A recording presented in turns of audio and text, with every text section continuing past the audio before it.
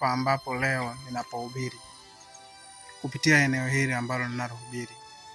Ninakushukuru Mungu, asante kwa sifa na utukufu. Ninakushukuru, asante kwa masihi na muda huu na majira haya ambapo tumekwenda kulitangaza neno lako la Injili. Asante kwa sababu ya uaminifu wako. Jina la Bwana likabarikiwe na eneo hili ukaliteke likawe chini ya ufahamu wako.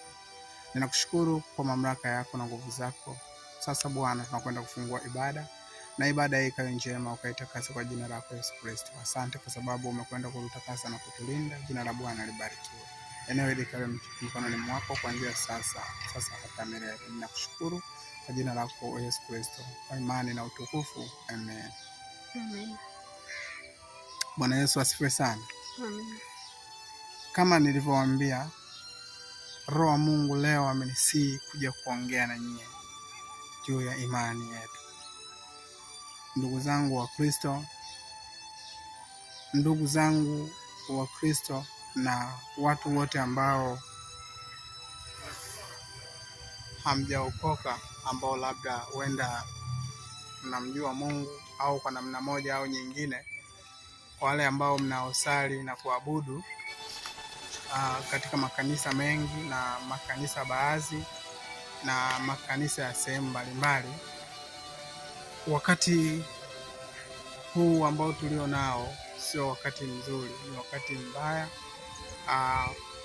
kwa namna nyingine au kwa muda mwingine. Kwa wakati huu ambao tulio nao ni wakati wa kujua namna gani kila mmoja asimamishe Injili kwa upande wake, yaani kwa miji aina yote ikiwemo Kenya, Uganda, Tanzania, Afrika Mashariki nzima, kwa sababu hivi ninavyokuambia ndugu yangu, ulimwengu umefika mwisho kabisa. Yaani ulimwengu sasa uko mwisho kabisa. Yaani hivi tunavyozungumza mimi na wewe, wako watu wananena maneno ya makufuru.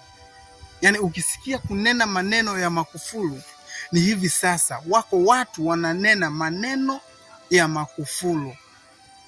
Unajua, mtu anapozungumza kuwa wako watu wananena maneno ya makufuru, wewe mtu wa kawaida, wewe Mkristo wa kawaida, hamna kitu ambacho unachoelewa kabisa. Sijui nitakuwa naeleweka hapo. Miongoni mwa watu ambao wanaonena maneno ya makufuru ni watu ambao kwanza anakuwa ameshiba, na pili anakuwa ni mtu anayekuwa akimwabudu, anayekuwa akiabudu dini lake ambalo analolifahamu yeye. Hivyo ningependa nizungumze kitu kimoja. Unajua, kila kitu kinaumba kwa wakati wake. Kila jambo ulilo nalo linaumba kwa wakati wake.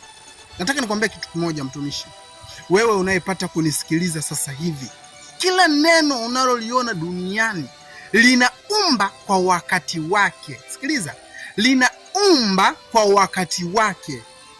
Ukisema mwanangu, wewe ni mpumbavu, wewe ni mjinga, hauna akili, neno ulilolitamka linaumba kwa wakati wako.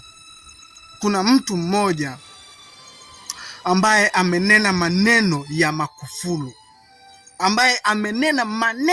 ya makufuru, Sikiliza, mimi nadhani nitamuweka hapo kidogo tumsikilize huyu mtu. Hebu naombeni twendeni tukamsikilize kama dakika 5 hivi, halafu tuendelee na Injili. Tumsikilize huyo bwana.